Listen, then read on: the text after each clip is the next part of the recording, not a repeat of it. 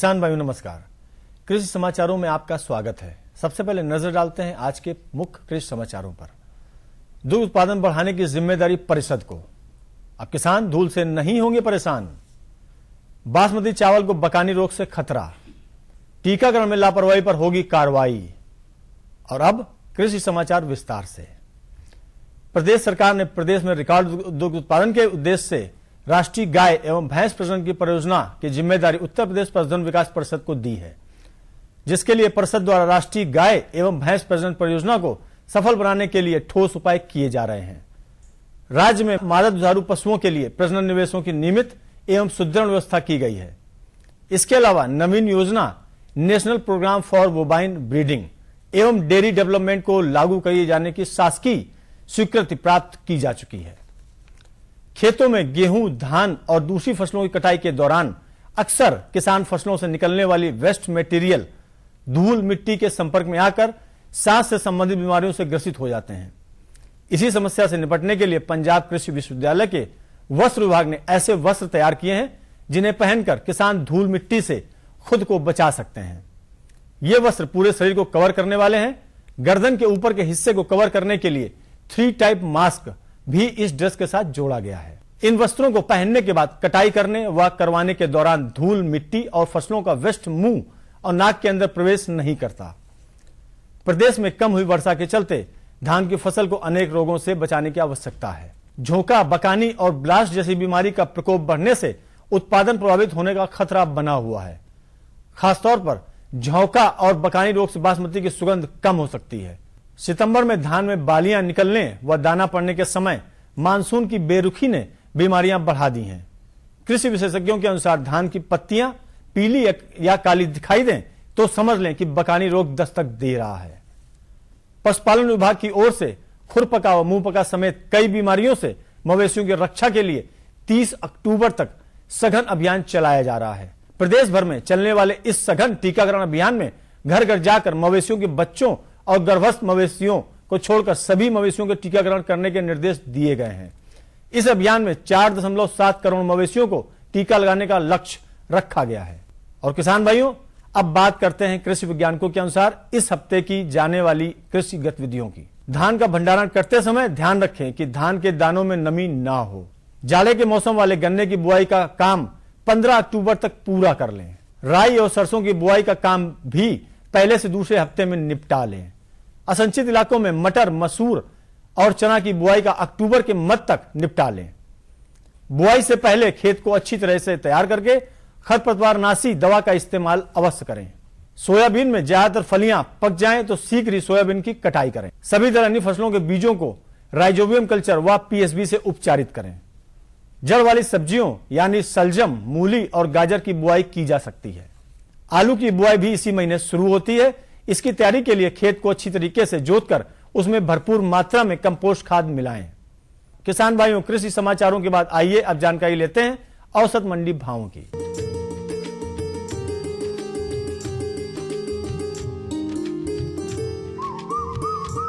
प्रदेश की मंडियों में धान की प्रति क्विंटल भाव इस प्रकार रहा।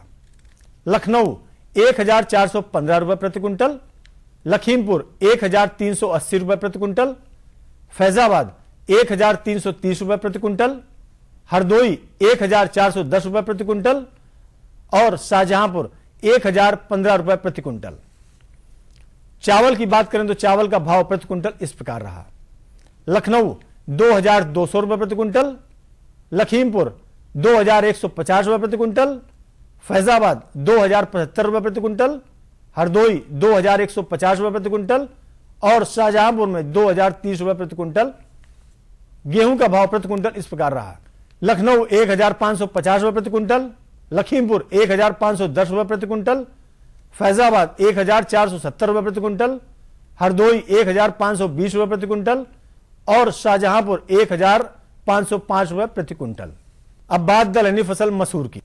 लखनऊ 6950 रुपए प्रति क्विंटल, लखीमपुर 6670 रुपए प्रति क्विंटल, फैजाबाद 6950 रुपए प्रति क्विंटल, हरदोई 7150 रुपए प्रति क्विंटल और शाहजहांपुर 7025 रुपए प्रति क्विंटल। उड़द, तो वहीं उड़द का भाव प्रति क्विंटल इस प्रकार रहा। लखनऊ 8,165 रुपए प्रति क्विंटल, हरदोई 6,840 रुपए प्रति क्विंटल, शाहजहांपुर 7,840 रुपए प्रति क्विंटल। और बात चना की, लखनऊ 5,150 रुपए प्रति क्विंटल, लखीमपुर 4,990 रुपए प्रति क्विंटल, फैजाबाद 5,460 रुपए प्रति क्विंटल, हरदोई 4,670 रुपए प्रति क्विंटल और शाहजहांपुर 5,035 रुपए प्रति क्विंटल। और बात गुड़ के भाव की, लखनऊ 3,400 रुपए प्रति क्विंटल, लखीमपुर 3,370 रुपए प्रति क्विंटल, फैजाबाद 3,425 रुपए प्रति क्विंटल, हरदोई 2,670 रुपए प्रति क्विंटल। और बात सब्जियों में आलू की, लखनऊ 750 रुपए प्रति क्विंटल, लखीमपुर 750 रुपए प्रति क्विंटल, फैजाबाद 600 रुपए प्रति क्विंटल, हरदोई 740 रुपए प्रति क्विंटल और शाहजहांपुर 670 रुपए प्रति क्विंटल रहा। टमाटर का भाव प्रति क्विंटल इस प्रकार रहा, लखनऊ 1,900 रुपए प्रति क्विंटल, लखीमपुर 1,820 रुपए प्रति क्विंटल, फैजाबाद 1,900 रुपए प्रति क्विंटल, हरदोई 2,120 रुपए प्रति क्विंटल, शाहजहांपुर 1,610 रुपए प्रति क्विंटल रहा। अब बात बैगन के भाव की, लखनऊ 825 रुपए प्रति क्विंटल, लखीमपुर 750 रुपए प्रति क्विंटल, फैजाबाद 950 रुपए प्रति क्विंटल, शाहजहांपुर 725 रुपए प्रति क्विंटल रहा। तो किसान भाइयों, ये थे आज के कृषि समाचार और औसत मंडी भाव। अगले अंक में हम फिर आपके लिए लेकर आएंगे कृषि जगत से जुड़ी नई नई जानकारियां। तब तक के लिए दीजिए अनुमति। तो और बताओ बस। अरे ये क्या भैया जी, बस इतनी सी रासायनिक खाद? किसानी छोड़ रहे हो क्या? किसानी नहीं, नादानी छोड़ रहे हैं। मिट्टी की जांच कराई है। अब तो लालाजी जितनी जरूरत है उतने ही उर्वरक खेत में डालेंगे। हाँ किसान भाई आज ही अपने जिले की नजदीकी भूमि परीक्षण प्रयोगशाला में मिट्टी की जांच जरूर करवाएं और मिट्टी में पोषक तत्व, नमी व पौधे के विकास को देखते हुए केवल जरूरत के अनुसार ही पोषक तत्व डालें। और हाँ, मिट्टी में गंधक, जस्ता, बोरोन जैसे सूक्ष्म पोषक तत्वों का पता लगाना भी न भूलें। उर्वरक और जैविक खाद के सही उपयोग से भूमि का उपजाऊपन बनाए रखें, उत्पादकता बढ़ाएं, खर्चा घटाएं और बहुमूल्य विदेशी मुद्रा बचाने में भी सहयोग दें। और हाँ, धीमी गति से नाइट्रोजन उपलब्ध कराने वाले उर्वरकों जैसे नीम लेपित यूरिया को प्राथमिकता दें और यूरिया का पत्तों पर छिड़काव करें। अरे वाह, तू तो सचमुच समझदार हो गया रे। अधिक जानकारी के लिए संपर्क करें जिला कृषि अधिकारी या किसान कॉल सेंटर। नई तकनीक सभी को अच्छी लगती है। मैंने भी अपने खेत की तैयारी, बुआई, जुताई, गहाई वगैरह के लिए छोटी मशीनें अपनी जरूरत के हिसाब से खरीदी। मैंने अपने खेतों में मशीन का प्रयोग किया तो काम जल्दी और आसान हो गया। खेती में मशीनों के इस्तेमाल के बाद मुझे मिली भरपूर पैदावार और ज्यादा मुनाफा। छोटी मशीनें तो हमारी अपनी अपनी हैं, लेकिन बड़ी मशीनें हमने समूह बनाकर खरीदी। किसान भाइयों और बहनों, आप भी उन्नत मशीनों और उपकरणों की खरीद पर वित्तीय सहायता का लाभ उठाएं, अपनी आमदनी बढ़ाएं और खुशहाली पाएं।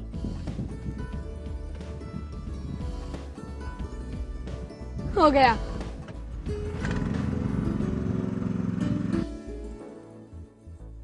मैंने सोच लिया है, मैं तुझे कृषि का इंजीनियर ही बनाऊंगा। नई मशीनें, नए उपकरण आए आपके द्वार, ले लो इनसे अब खूब खुशी और पैदावार। जी जी जी। किससे बात कर रहे थे इतना हंस हंस कर? किसान कॉल सेंटर में विशेषज्ञ से खेती के बारे में सलाह ले रहा था। सुबह भी, रात को भी? किसान कॉल सेंटर सुबह 6 बजे से रात को 10 बजे तक खुलता है। रविवार को भी? साल के 365 दिन खुलता है। पर तुम ये सब क्यों पूछ रही हो? मैं तो कुछ और ही समझी थी। कृषि संबंधी समस्याओं का अपनी भाषा में तुरंत समाधान पाने के लिए पूरे भारत में किसी भी फोन से राष्ट्रीय हेल्पलाइन नंबर 1800-180-1551 पर संपर्क करें।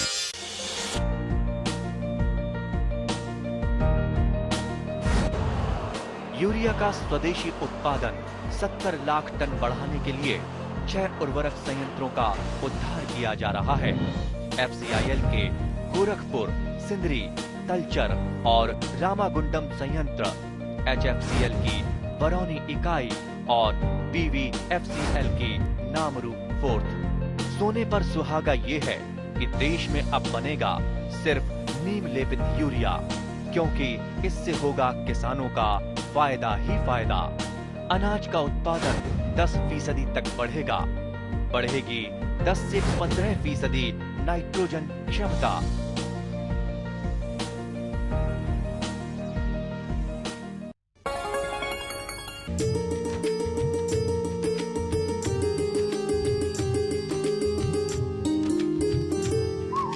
किसान भाइयों नमस्कार।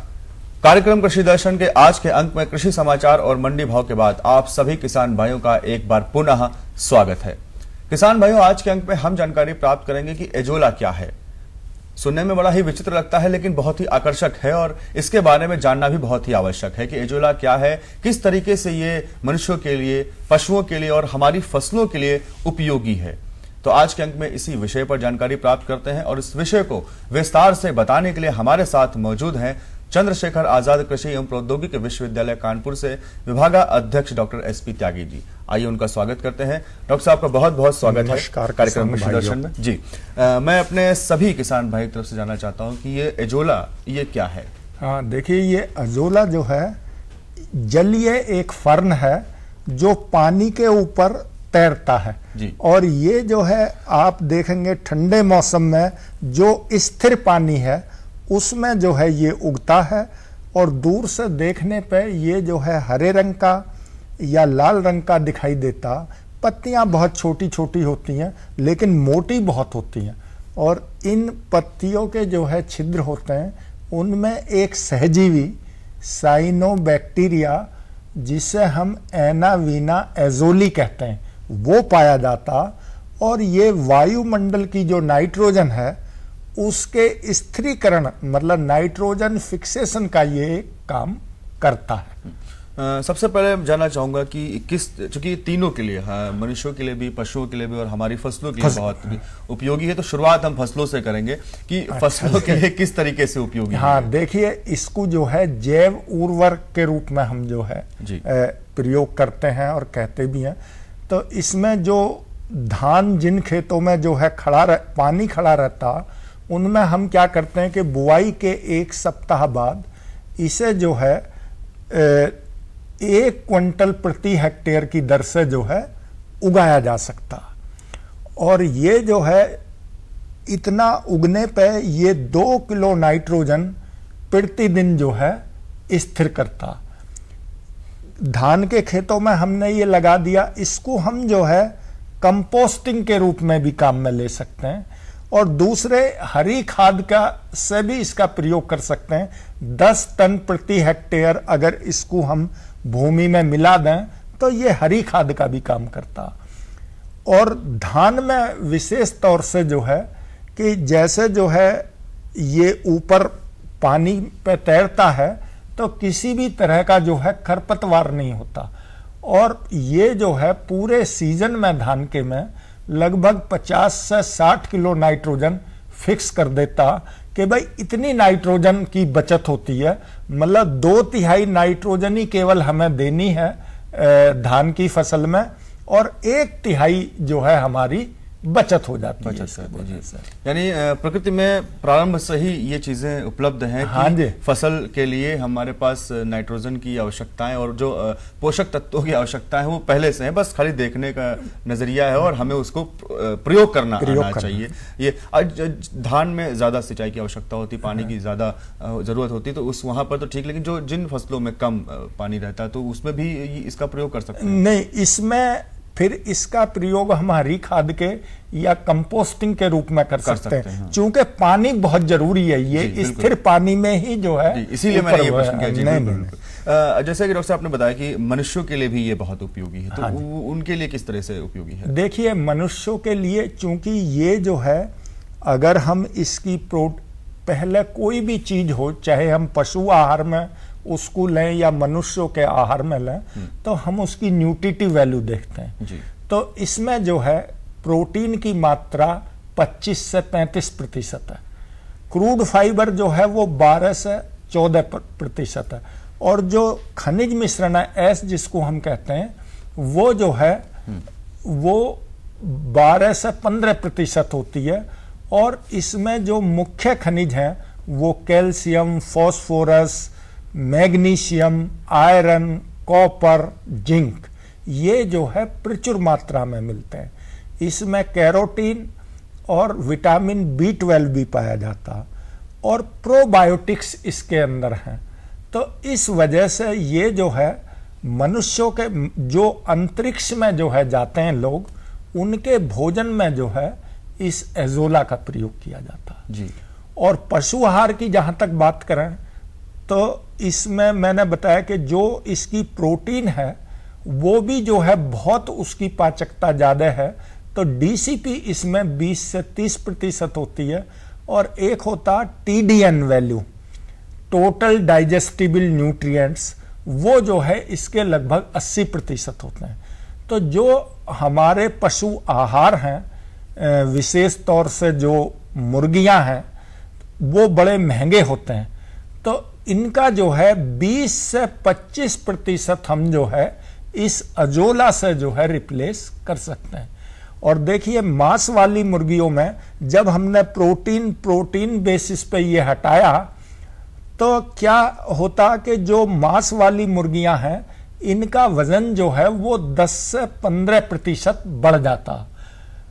तो ये वजन जो है ये इस वजह से बढ़ता प्रोबायोटिक्स चूंकि इसमें मौजूद है, तो इससे आपकी जो है दाने की भी बचत हो गई और हमारा मुर्गियों का वजन भी ज्यादा बढ़ा, उनका स्वास्थ्य के रूप से भी वो बेहतर। दूसरे अगर अंडा देने वाली मुर्गियों में या बत्तखों में हम ये करते हैं तो अंडे की गुणवत्ता जो है इससे बहुत अच्छी हो जाती है, योग की जो फ्लेवर है वो इंप्रूवमेंट होता। जो हमारे बड़े पशु हैं जैसे हमारी गाय है, भैंस है, बकरी है, और आपका जो है ये भेड़ें हैं, इवन जो हमारे ये सूकर है, सूकर में भी हम वजन बढ़ाने के लिए आहार में इसका प्रयोग करते हैं, और गाय भैंसों में भी हम आहार का 15 से 20% जो है इससे रिप्लेस करते हैं। तो आप देख रहे हैं कि भाई कितना जो है ये इसका महत्व है, और इसका प्रयोग करने से हमारा दुग्ध उत्पादन भी 10 से 15% बढ़ जाता और उसकी गुणवत्ता भी बढ़ जाती है। लगभग यूं कहें कि सभी तरीके के जो पोषक तत्व हैं इसमें हाँ वो मौजूद हैं। जी, जैविक ईंधन की बात अगर करें तो जैविक ईंधन के रूप में कैसे? हाँ देखिए, इसको जो है मतलब मनुष्यों के खाद्य पदार्थ या फसलों के खादों के अलावा इसका जो है बायोफ्यूल में भी आजकल बहुत यूज हो रहा कि भाई इसको जो है सुखा के और वो करके इसको बायोफ्यूल के रूप में जो है इस्तेमाल कर रहे हैं। और एक फाउंडेशन बनी है इंटरनेशनल एजोला की जो इसके जो है विभिन्न कार्यों को जो है पूरे संसार में जो है संचालित कर रही है। देखने में ये बड़ी छोटी सी फर्न आप देखते होंगे जो हमारे तालाब हैं, कहीं भी देखें आप हरी हरी जो है लग जाती है, लेकिन इसके उपयोग बहुत सारे हैं। ये प्राकृतिक रूप से ही उपलब्ध है या इसके लिए कोई खेती कर सकते हैं? नहीं, देखिए इस प्राकृतिक रूप से भी हो जाती है, और जैसे मैंने बताया कि धान में अगर हम इसको हम उगा भी सकते हैं कि हम जो है बुआई के धान बो दिया जलमग्न जमीन में, उसके 1 सप्ताह बाद हम 10 क्विंटल प्रति हेक्टेयर की दर से जो है इसको डालेंगे, तो जिससे जो है पूरी ये जो है उगाएगी। मतलब नेचुरल तो ये होती है, लेकिन अगर तालाब में हमें इसकी पैदावार करनी है तो हमें जो है ये 10 क्विंटल प्रति हेक्टेयर की दर से जो है इसका वो करना है छिड़काव, जिससे ये सारे में फैल जाए। क्योंकि उससे ये कम होगी तो ये नेचुरली, लेकिन उसमें बहुत कम होती है। जहां हमारी कॉमर्शियल बात होती है और ज्यादा हम उस स्थिर पानी का जो है उपयोग करना चाह रहे हैं तो हमें इसको जो है उगाना पड़ता। पशुओं के लिए जो आप डॉक्टर साहब बता रहे थे प्रयोग कर सकते हैं आहार के रूप में, तो ये सीधे वो खा सकते हैं या उनके चारे में प्रयोग किया जाए? नहीं, ये जो है इतना पौष्टिक जो है इसको हम दाने में इस्तेमाल करते हैं जी। जो हमारे मुख्य पोषक तत्व होते हैं उनको हम दाने में इस्तेमाल करते हैं। तो मुर्गियों के दाने में, पशुओं के दाने में, और सूकर के दाने में, और इवन बकरी और भेड़ के दाने में भी हम इसका इस्तेमाल करते हैं। तो इसमें पोषक तत्व तो बहुत ज्यादा हैं ही हैं, इसके अलावा कैरोटीन और प्रोबायोटिक्स होने की वजह से इसके जो है परिणाम बहुत अच्छे आते हैं। जैसे उत्तर प्रदेश की बात करें तो हमारे बहुत कम एरिया में ये हम ईस्टर्न यूपी में इस्तेमाल कर सकते हैं, जहां जो है धान में पानी भरा रहता। ये इसमें यही है कि भाई जहां पानी स्थिर रह सकता वहां हो, हम इसके वहीं तो सब इसकी एक बात खेती अब इसमें बहुत अच्छी है कि मनुष्य चूंकि हम अपने लिए खान पान की व्यवस्था अच्छे से कर सकते हैं, लेकिन फसलों के लिए और पशुओं के लिए भी हमें ही व्यवस्था करनी है। और जिस तरह एजोला के बारे में आपने बताया, मुझे लगता है उन दोनों फसलों के लिए और पशुओं के लिए दोनों ही बेहतर उपाय है, उनके स्वास्थ्य के लिए और फसलों के स्वास्थ्य के लिए भी। अगर हम सब इसका प्रयोग करते हैं तो निश्चित तौर पर फसल उत्पादन भी अच्छा प्राप्त कर सकते हैं, प्राकृतिक रूप से, जैविक रूप से, और पशुओं का स्वास्थ्य भी अच्छा होगा। इन सभी जानकारियों के लिए आपका बहुत बहुत धन्यवाद। किसान भाइयों कहते हैं कि त्वरित रूप से हम अधिक उत्पादन प्राप्त करने के लिए रासायनिक उर्वरकों का प्रयोग तो करते आए हैं और कर रहे हैं, लेकिन आज के समय देखा जाए तो जैविक उर्वरकों का प्रयोग बहुत ही आवश्यक हो गया है, ताकि जो भूमि की उर्वरा शक्ति वो क्षीण ना हो और हम जो है जैविक रूप से एक बेहतर उत्पादन प्राप्त कर सके। तो एजोला उसका एक अच्छा बेहतर विकल्प है जिसे हम प्रयोग कर सकते हैं।